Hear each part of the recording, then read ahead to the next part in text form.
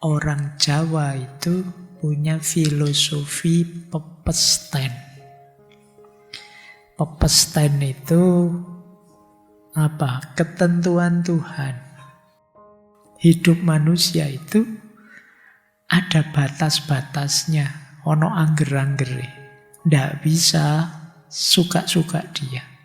Ada hukum kosmis, hukum sosial yang membatasinya.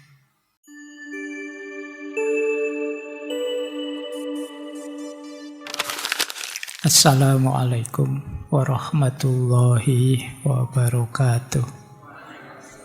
Bismillah, mari kita lanjutkan belajar kita, ngaji kita.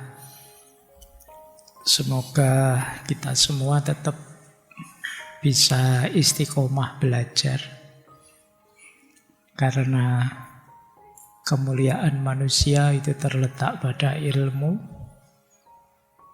Dan ilmu kita peroleh melalui belajar.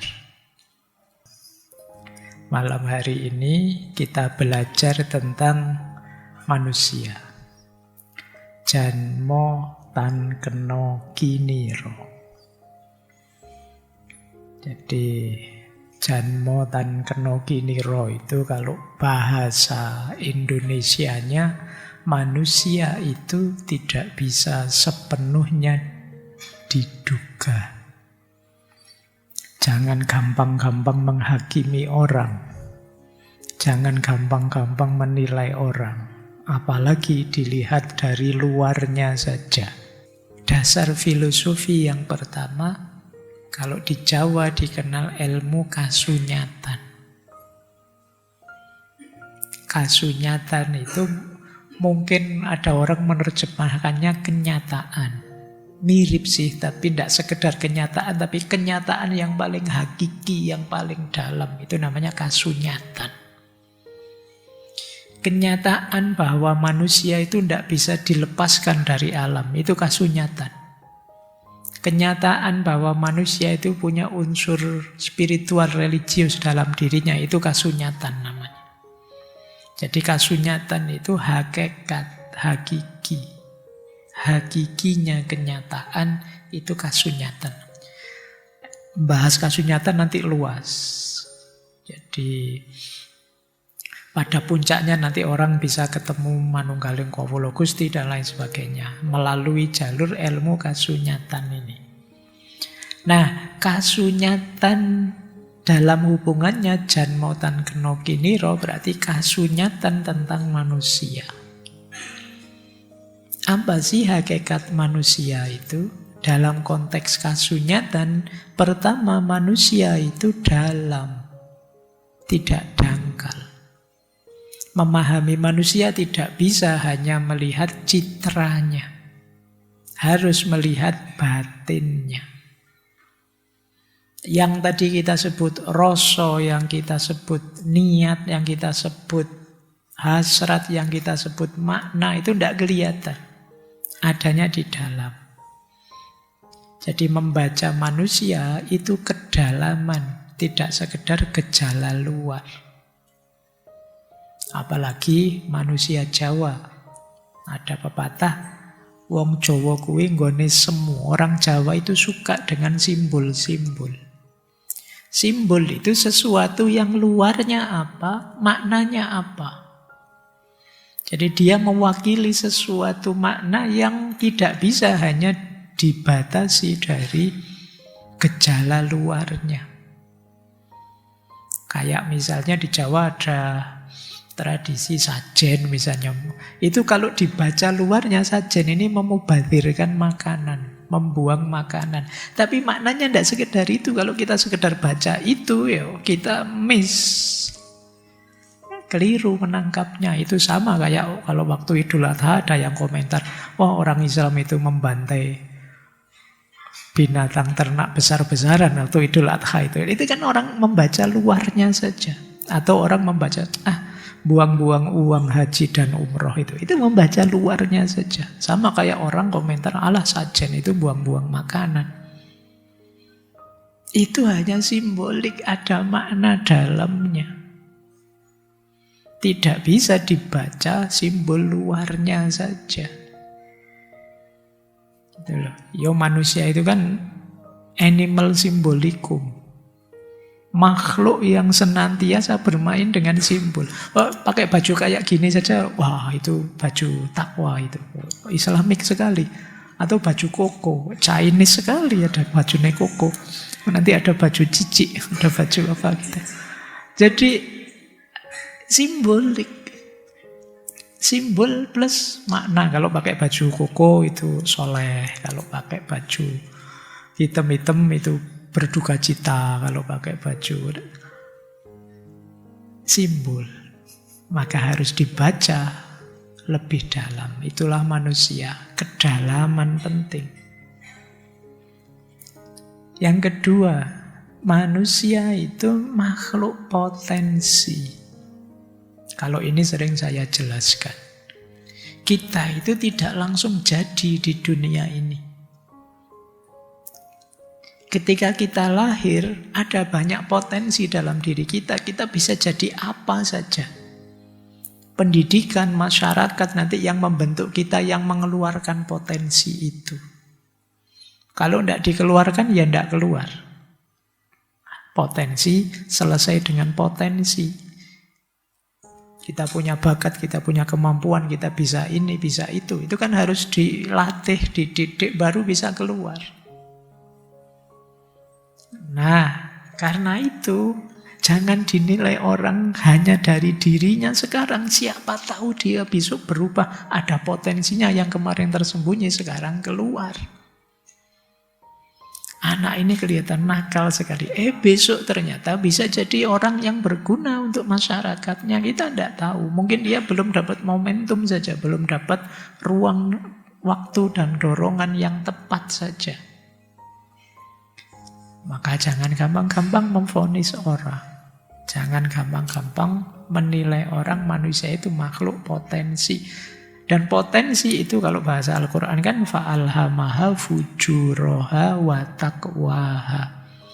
Allah mengilhamkan dalam dirinya ya fujurnya ya takwanya. Kita itu mau takwa bisa, berpotensi. Mau fujur, jahat, mungkar juga bisa. Kita itu mau jujur bisa, mau bohong juga bisa. Saya malam ini ngomong bohong bisa. Nggak kok. Saya sulit sekali mau bohong loh Pak. Enggak, bisa. Cuma saya enggak mau saja. Jujur juga bisa.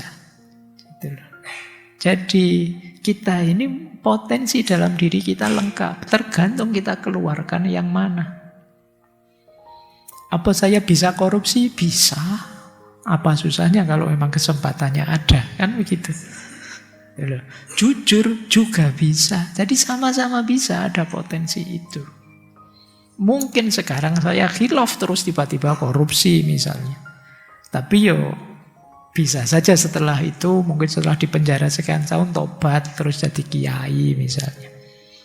Siapa tahu. Makanya kan ada orang bilang, mending jadi mantan peribahasa itu mantan maling daripada mantan kiai. Karena yang mantan kiai sekarang tidak kiai lagi. Kalau mantan maling sekarang tidak maling lagi. Baik, itu ilmu kasunyatan. Manusia itu potensi sebenarnya. Maka dengan dorongan yang tepat, didikan yang tepat, dia akan jadi orang luar biasa. Demikian juga dengan pemicu yang salah, didikan yang salah, dia bisa ambruk, bisa jatuh. Potensi negatifnya yang keluar. Yang ketiga, tadi manusia itu makhluk berproses. Sekarang baik, besok bisa jahat. Atau sebaliknya, sekarang jahat, besok bisa jadi baik. Dulu dipuji-puji, tapi kemudian belakangan meleset, akhirnya dibenci. Dulu dikagumi orang seluruh Indonesia, kemudian sekarang dihujat-hujat oleh orang seluruh Indonesia. Itu manusia. Atau sebaliknya, dulu dibenci-benci, sekarang dipuji-puji. Kenapa? Manusia itu makhluk yang berproses. Itulah kasunyatannya manusia. Baik. Ini 3 kasunyatan yang berhubungan dengan pitutur tadi ya, karena hakikatnya manusia banyak termasuk yang spiritual dan lain sebagainya. Cuma kita melihat yang berkaitan dengan janmo tan keno giniro. Manusia itu tidak mudah diduga karena dia dalam, karena dia potensial, karena dia berproses. Kita lanjutkan. Dasar filosofis yang kedua. Masyarakat Jawa memahami hidup ini sebagai perjalanan. Ada filosofi tentang sangkan paraning dumadi. Sangkan itu asal, paran itu tujuan. Kita ini berasal dari sesuatu menuju sesuatu. Ya kalau ditegaskan lagi, dalam Islam, kita ini dari Allah menuju Allah. Inna lillahi wa inna ilaihi roji'un. Berarti hidup ini hakikatnya perjalanan. Nah, tentu saja yang namanya perjalanan bisa berubah-ubah. Tentu saja proses. Bahkan idealnya memang harus berubah. Perubahan terbaik adalah perubahan kita yang semakin dekat dengan Tuhan. Karena kita itu inna lillahi wa inna ilaihi roji'un. Kita ini sedang berjalan menuju Tuhan. Hidup ini perjalanan menuju Tuhan. Kalau orang Jawa malah punya istilah urip iki mung mampir ngombe. Seperti orang dalam perjalanan terus mampir sebentar untuk minum. Kalau zaman dulu, rumahnya orang Jawa zaman dulu itu di depannya biasanya ada gentongnya. Terus saya tidak tahu kalian ngerti gentong enggak? Ya supaya tempayan yang ada tutupnya itu, yang itu ada airnya. Siapa saja kalau mau jalan bisa minum gratis. Sekarang budaya itu tidak ada ya. Kalau sekarang nyari minum susah, harus beli aqua dulu. Kalau dulu kamu lewat di desa-desa itu ada rumah-rumah yang depannya ada gentongnya, orang tinggal minum.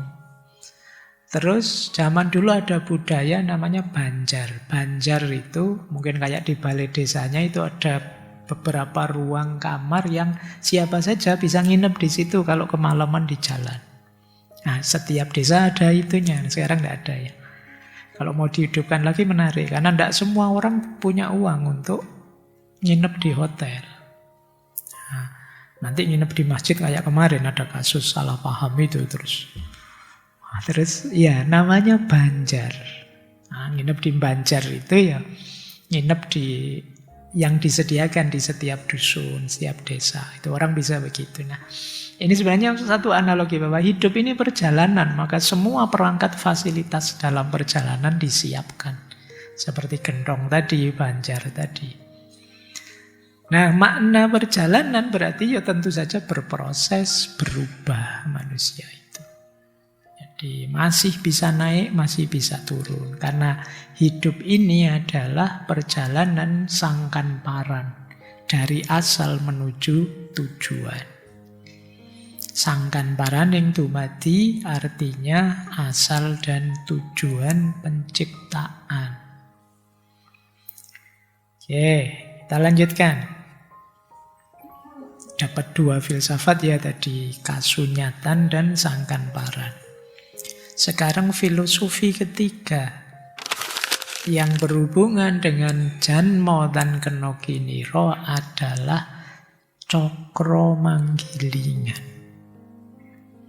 Ini dulu pernah ngaji filsafat, 1 sesi penuh kita membahas ini. Silahkan di-refer ulang, dicari di YouTube-nya ya. Kita kenalnya mungkin peribahasa bahwa hidup ini seperti roda yang berputar. Cokro itu kan senjatanya Krishna. Jadi memang hidup ini berputar, kadang naik, kadang turun. Kalau istilahnya Ki Ageng Suryo Mentaram, kadang mulur, kadang mungkret. Keinginan kita tidak selalu keturutan. Kalau keturutan mulur, kalau tidak keturutan mungkret. Mulur itu berkembang, mungkret itu menyusut. Jadi keinginan kita itu mengembang dan menyusut. Kita itu kadang enak, kadang tidak enak. Hidup itu pasti begitu kok. Tidak mungkin hidup ini seneng terus, tidak enaknya. Pasti ada tidak enaknya. Semua orang punya masalahnya sendiri. Dan juga tidak mungkin hidup ini tidak enak terus. Pasti ada enaknya, hanya saja mungkin kita kurang jeli membacanya, kurang bersyukur. Sehingga yang nikmat-nikmat tidak kita pahami sebagai nikmat. Karena kadang-kadang kita itu lebih terdistraksi oleh jeleknya sisi hidup kita. Lupa sisi anugerahnya jauh lebih banyak. Saya sering pakai istilah sindrom jerawat. Jadi kayak orang jerawatan. Orang jerawatan itu yo wajahnya seger, yo tampan, yo cantik, yo sehat, yo uangnya banyak kadang-kadang. Tapi hanya karena jerawat satu, itu dia merasa hidupnya susah sekali, malang sekali. Tiap hari kalau ngocoi diulik-ulik satu jerawat itu, ya Allah, jerawat ini kapan hilangnya, hanya sekecil jerawat, kita merasa hidup kita susah.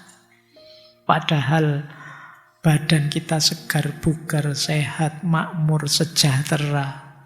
Tapi kita merasa malang hanya karena jerawat satu. Nah, itu karena kita lupa membaca hidup kita secara utuh, kita tidak bersyukur.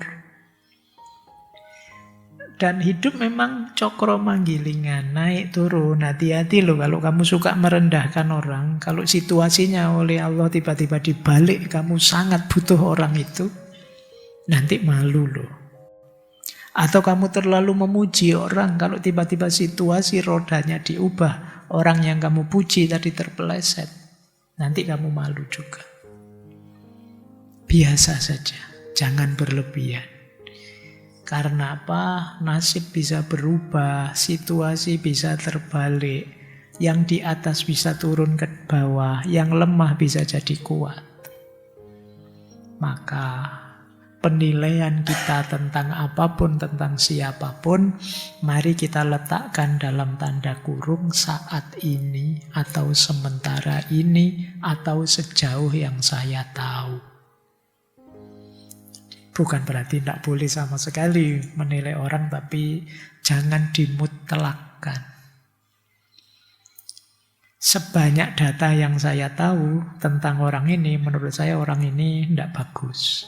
Nah, itu boleh, karena ada mungkin banyak yang lain data yang saya tidak tahu. Ini hanya setahu saya saja. Nah, ini lebih fair daripada kita hakimi orang hanya dari satu sudut sisi dirinya. Segala sesuatu berputar, segala sesuatu berubah, kadang di atas, kadang di bawah. Semoga rodanya tidak rusak ya. Jangan-jangan rodanya rusak, Pak. Saya sejak kapan itu rasanya kok di bawah terus ya, Pak? Ya kamu naik lah, kok kerasan-kerasannya di bawah. Oke, manusia juga berubah karena putaran roda itu. Oke, nanti ini panjang sebenarnya, Cokro Manggilingan, silahkan di-refer ke sesi ngaji tentang Cokro Manggilingan.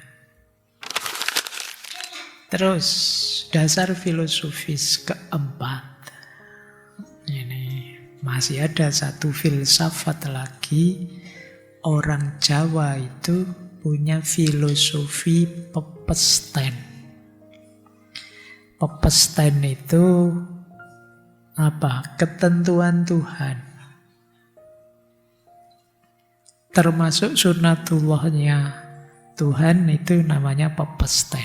Batas kodrat manusia yang tidak bisa dilampaui. Jadi wong urip ana pepestene dudu sak karepe dhewe. Hidup manusia itu ada batas-batasnya, ana angger-anggere. Ndak bisa suka-suka dia.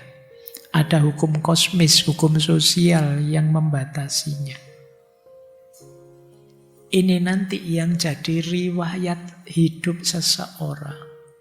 Jadi manusia terus jadi macam-macam. Kenapa kok saya tiba-tiba terjerumus di filsafat? Kenapa teman-teman kok tiba-tiba masuk jurusan ini, jurusan itu yang tidak terbayangkan? Kok kerjanya tiba-tiba ke sana? Jurusannya filsafat, pekerjaannya malah jualan, bisnis. Jurusannya tafsir, malah pekerjaannya apa? Bisa saja begitu. Itu namanya pepesten. Jadi ketentuan-ketentuan hidup yang tidak bisa kita jalani suka-suka kita. Nah, pepesten itu antara lain. Yang pertama, batas kemampuan kita. Kita ini tidak bisa melakukan segalanya, semua yang kita inginkan. Jadi, kemampuan saya terbatas. Misalnya, saya ngaji ini maksimal 2 jam.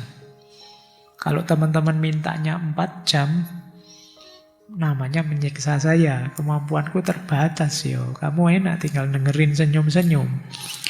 Saya nyari materi ini susah. Itu batas kemampuan. Jadi pahami saja. Kalian juga begitu. Saya juga tahu kemampuan kalian mendengarkan saya paling 2 jaman itu sudah jungkir balik.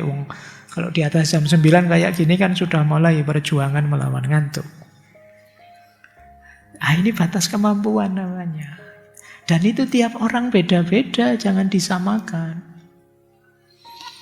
Jadi mengeneralisir setiap orang dengan persepsimu, apalagi parametermu, tidak fair. Kemampuannya orang beda-beda. Kewenangannya orang juga beda-beda. Ada yang ahli filsafat dalam kendalinya. Tapi kimia, matematika di luar kendalinya. Kayak saya ini kalau kalian ajak ngomong kimia, innalillahi saya. Tidak paham saya kimia. Saya sama sekali tidak pernah dapat mata pelajaran kimia, termasuk waktu diman. Kalau kalian ajak ngomong, tolah-toleh saja.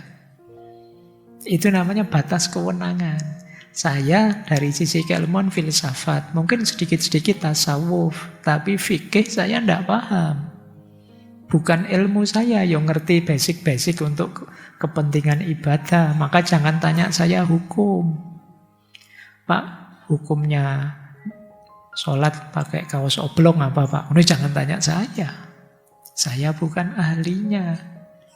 Itu loh. Nanti kalau saya jawab kamu anggap fatwa bisa menjungkir balikkan agama.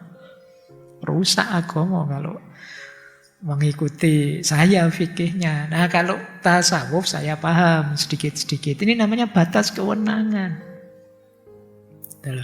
Kadang-kadang kita dengan batas kewenangan kita menilai orang lain. Saya yang ngerti tasawuf sedikit terus menilai orang. Kamu dangkal, kurang dalam. Nah itu biasanya ngono. Terus yang ahli fikih menilai tasawuf, tasawuf itu sesat mengada-ada. Jadi kita sering begitu. Kita memaksa orang dengan kerangka berpikir kita. Kemudian ada batas nasib. Batas nasib itu orang kuasa di ikhtiar tapi tidak kuasa di hasil. Saya punya kuasa belajar dalam kuasaku, tapi jadi pinter atau tidak, paham atau tidak, itu di luar kuasaku. Kuasaku bekerja, tapi nanti jadi kaya atau tidak, di luar kuasaku. Kuasa kalian belajar, nanti dapat nilai tinggi atau tidak, lulus cum laude atau tidak, di luar kuasamu. Kuasanya dosen ngasih nilai bagus atau nilai rendah, tapi masa depannya nanti cerah atau tidak cerah, di luar kuasanya dosen. Ini yang disebut batas nasib. Jadi jangan disalahkan, dasar orang cuma lulus tercepat terbaik aja kok ndak bisa toh.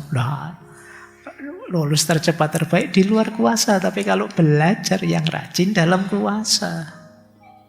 Nah, kita sering tidak fair begitu. Kita ngejudge, menghakimi nasibnya orang lain dalam tanda petik. Padahal nasib itu di luar kuasa dia. Makanya jangan miskin dong. Miskin nasib. Tidak bisa kita hakimi, tapi makanya kerja keras dong. Nah, kalau ini bisa. Kalau orangnya males, kita tegur, mbok kerja keras, ini bisa. Tapi kalau miskin atau tidak, itu bukan salahnya dia. Kadang-kadang struktur membuat dia miskin, atau memang ya nasibnya dia miskin. Yang bisa kita nilai evaluasi apa? Dia sungguh-sungguh bekerja enggak? Dia serius berikhtiar enggak? Ini yang dalam kuasanya. Makanya kalau ada anak kok nilainya jelek, nilainya rendah, jangan kesusu dijudge. Kamu bodoh, kamu enggak pinter. Nanti dulu. Coba dicek, anak ini sudah belajar enggak? Sudah serius belajar enggak? Jangan-jangan orang tuanya yang enggak nuntun. Jangan-jangan gurunya yang enggak canggih dalam proses itu. Jadi cuma kita menilai yang bagian nasib, pepesten. Oke, baik. Jadi dalam banyak hal kita sering meleset di sini. Padahal ya dalam aspek ini janmo dan keno kiniro ada yang di luar kuasanya. Kemudian ada batas etik. Kalau batas etik itu semua yang melewati batas itu kadang-kadang ya jadi masalah. Orang sombong, orang iri, orang dengki, ini nabrak batas etik. Padahal ini bagian dari sunnatullah. Kalau hidup kamu lakukan dengan kesombongan, pasti ada efeknya. Misalnya, kalian tidak dihormati orang, dipandang rendah orang karena kamu sombong. Teman-temanmu lari semua karena kamu sombong. Ini yang disebut pepesten. Jadi jangan disalahkan orang kalau itu memang pepestennya yang di luar kuasa dia, tapi boleh kita saling memberi masukan kalau dalam hal yang dalam kuasa. Baik, sudah 4 filosofi tadi ya. Pepesten, cokro manggilingan, sangkan paraning dumadi, kasunyatan. Ini masing-masing tema besar kalau di filsafat Jawa. Cuma kan ini kita bahas sekilas untuk mendukung janmo tan keno kiniro. Baik, kita lanjutkan. Apa sih yang membuat jangan kesusu kita menilai orang? Di Jawa dikenal 2 momen. Yang pertama momen peletik. Yang kedua momen peteng. Kita bahas dulu yang pertama ya, momen peletik. Teman-teman mungkin sering dengar istilah meletik ya. Peletik itu semacam momen pencerahan. Peletik itu kalau kalian bakar-bakar apa, itu tiba-tiba ada salah satu apinya yang meloncat ke atas, itu meletik namanya. Jadi gambaran dari api yang meloncat ke atas itu simbol pencerahan. Kalau di barat ada istilah momen aha atau momen eureka atau momen wow, momen kesadaran, momen pencerahan. Orang Jawa menyebutnya momen peletik. Jadi saya sering bilang, Pak, saya itu belajar filsafat lama tapi kok enggak paham-paham. Terus, ya ditunggu saja, nanti kamu akan ngalami meletik sendiri. Jadi, momen yang tiba-tiba menyadarkanmu dan semua rasanya kayak terbuka. Itu namanya momen peletik. Bisa saja seseorang sejak kecil sampai remaja sampai muda jahatnya luar biasa, kelakuannya nabrak norma, tiba-tiba berbalik sadar tobat terus jadi orang besar, jadi orang soleh. Teman-teman mungkin masih ingat ya kisahnya Kanjeng Sunan Kalijogo yang waktu muda beliau berandal Lokojoyo. Tiba-tiba ketemu Sunan Bonang, kemudian tertarik dengan tongkat emasnya. Dari situ muncul momen peletik. Beliau mengalami pencerahan seketika, kesadaran, kemudian berbalik dari kehidupan anak muda yang hura-hura, yang berandal jadi seorang wali besar. Ini namanya momen peletik. Atau sebaliknya, sebaliknya namanya momen peteng. Dari kecerahan jadi kegelapan, bisa saja begitu.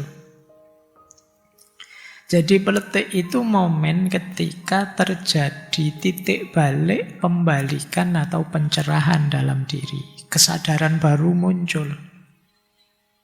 Tabir batin tersingkap. Ada banyak sebabnya, di situ saya sebut ya. Kadang-kadang orang mengalami momen peletik itu saat jatuh, terpuruk, gagal, baru sadar. Ya Allah, salah jalan ternyata saya kemarin ini, makanya mendapatkan ujian seberat ini. Ini meletik, sudah tercerahkan.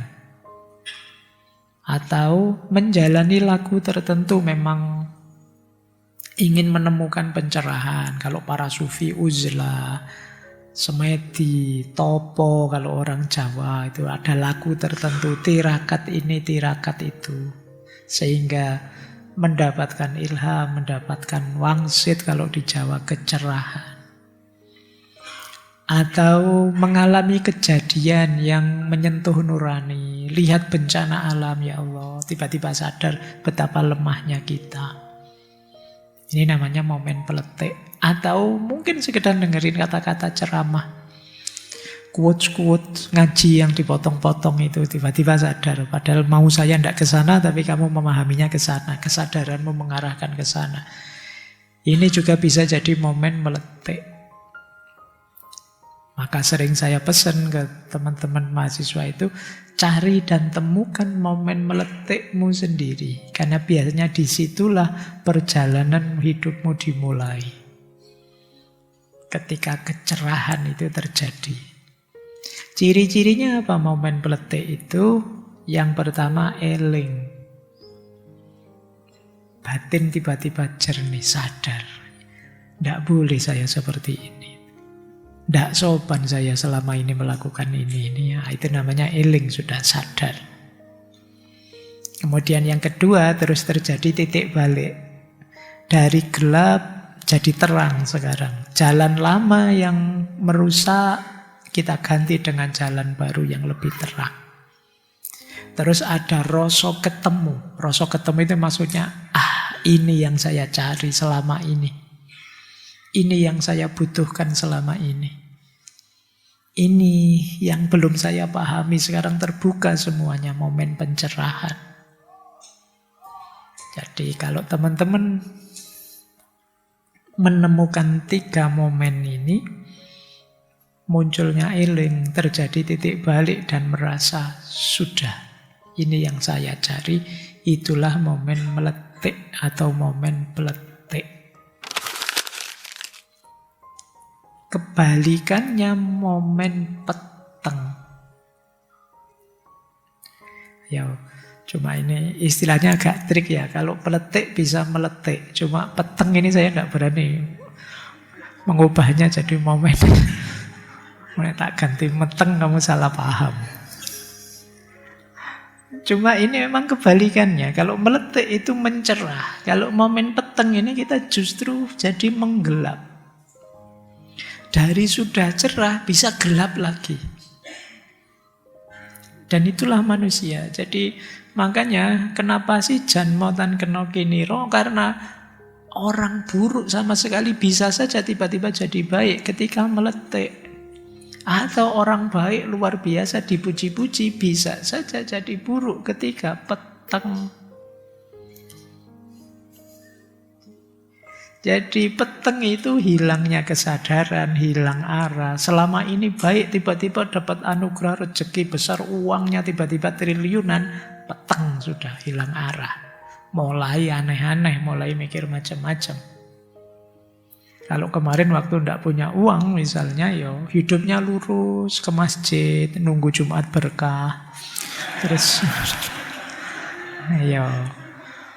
begitu uangnya banyak, peteng sudah, tiap hari ke mall, ke diskotik, jalan-jalan, wah sudah mulai peteng. kehilangan kendali diri. Tidak peka lagi pada kebenaran. Ini momen peteng. Moral dan spiritualnya merosot. Coba cirinya ya, semoga kita tidak di situ. Yang pertama, pikiran kacau.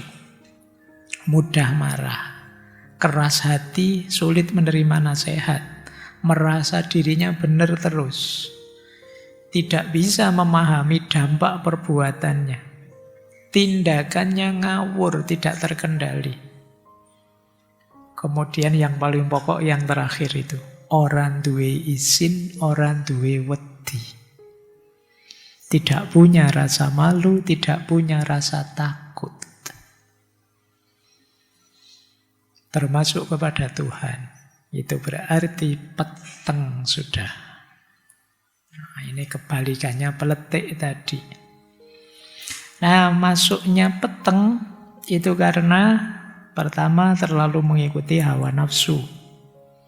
Yang kedua, abai terhadap diri, tidak eling lagi. Yang ketiga, ketika ego menguasai diri kita. Yang keempat, ketika kita tamak, amarah, dendam, sombong, iri, dengki, dan semua emosi negatif. Yang terakhir, biasanya kita sudah kehilangan panutan. Kita tidak punya teladan lagi, tidak punya orang yang kita takuti, kita sungkani tempat kita belajar, akhirnya ngarang sendiri, merasa benar sendiri. Ini bahayanya. Oke ya, ini sebenarnya gambaran bagaimana manusia bisa berubah. Karena bisa beletik, bisa peteng. Cuma ya sekaligus ayo kita hati-hati, semoga kita tidak peteng. Semoga kita senantiasa beletik.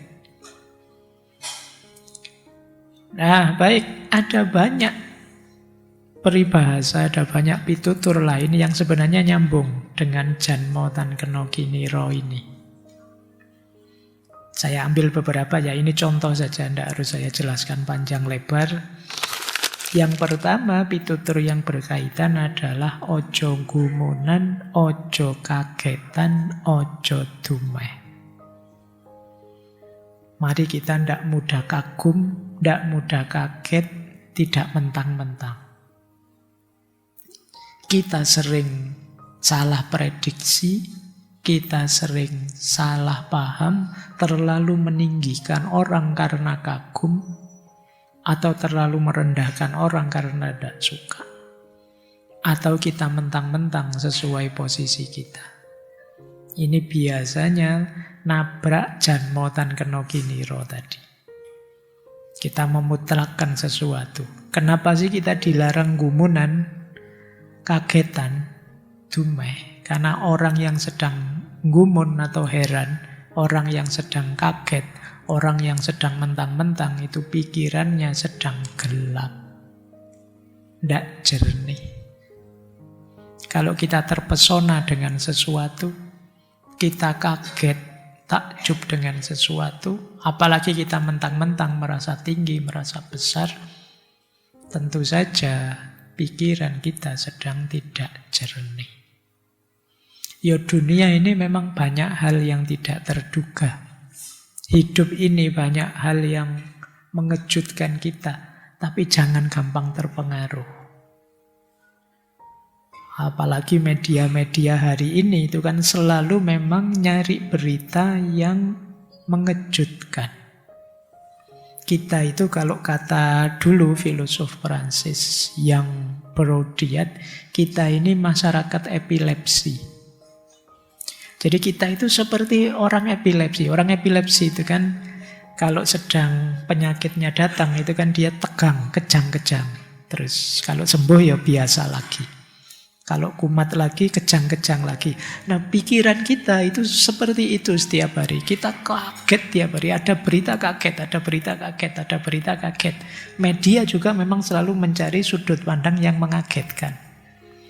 Loh, orang kaget itu cirinya antara lain pikirannya tidak jernih. Karena terlalu terpesona oleh kekagetannya. Maka orang Jawa menyarankan ojo gumunan, ojo kagetan, ojo dumeh. Biar tidak tadi loh, salah menilai. Karena janmo tan kena kiniro. Dulu kita kagumi luar biasa orang ini, hebat orang ini. Itu kan kagum. Begitu belakangan, alah podo wae. Ternyata tidak ada bedanya. Nah, kita sering begitu. Kita kesusu kagum, kesusu kaget. Ternyata ya tertipu. Atau kesusu benci. Begitu belakangan, ternyata baik juga orang ini. Jadi kekagetan, keheranan, kementang-mentangan itu membuat pikiran kita tidak jernih. Baik, ada lagi pitutur kedua. Ini juga berkaitan dengan janmo tan kena kiniro, yaitu urip kuwi wang sinawang. Hidup itu saling menilai. Jadi sementara kita kadang menilainya dangkal, orang itu selalu seringnya melihat orang lain itu lebih enak dari dirinya. Yang mahasiswa lihat kakak kelasnya lulus, enak ya sekarang sudah lulus, saya masih harus kuliah, masih harus nulis skripsi. Yang sudah lulus lihat yang mahasiswa, oh enak masih mahasiswa, sekarang saya pengangguran. Kalau ditanya jawabnya susah, kemarin ditanya enak. Masih mahasiswa, sekarang apa yang dilakukan? Nggak tahu, nganggur sekarang. Wang sinawang. Yang jomblo lihat yang punya pasangan iri. Enak sudah punya pasangan kemana-mana berdua. Yang punya pasangan lihat yang sendirian, iri juga. Enak dia bebas sendirian, saya sekarang ribet, tidak bebas, mau apa-apa diatur. Jadi hidup itu selalu wang sinawang. Kita melihat orang lain secara dangkal. Orang lain selalu lebih enak. Orang lain selalu lebih bahagia. Kita melihat dari tampilan luarnya. Kita sering berhenti hanya di persepsi. Melihat tampilan luar terus merasa sudah tahu. Melihat fakta dangkal merasa kita sudah detail sampai dalam. Jadi ada orang yang kelihatannya bahagia. Padahal mungkin dia sedang berjuang mati-matian. Ada yang kelihatannya keras, padahal mungkin hatinya lembut.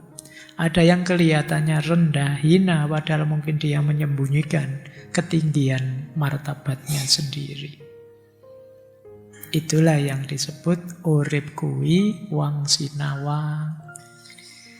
Jadi manusia itu karena cenderung tidak puas, tidak bersyukur, terus selalu melihat orang lain lebih enak dari dirinya. Baik, ini yang kedua, ini peribahasa pitutur yang nyambung dengan janmo tan kena kiniro.